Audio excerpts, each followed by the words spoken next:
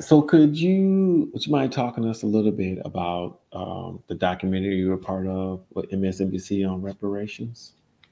So it was very interesting. We were contacted by Tremaine Lee's producer, Max, and he told us that they were doing a story about a family named Coakley and a Okay. gentleman named Gabriel Coakley, who was one of 6 Black people who received compensation under the Compensated Emancipation Act in D.C.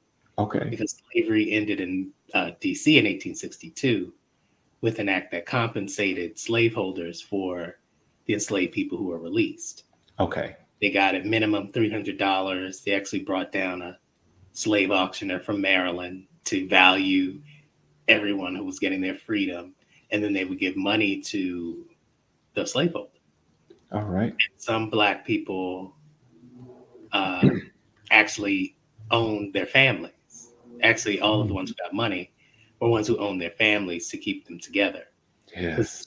As you may have heard, some states passed laws that said that if you were free, you had to leave the state. And so in order to keep their families together, in order to ensure their families' freedom, they would either purchase their freedom or they would purchase them and let them live free. But technically, they were still their slaveholder. Yeah. So when the Compensated Act passed, they said, hey, give me my piece too. And they use that money to build a foundation for their family that they've used to excel. Okay. And they've done really well for themselves in this country. And so that documentary highlighted that history, highlighted that family. And it really spoke to what would have happened if those who were enslaved had gotten reparations on a grand scale. What could have been?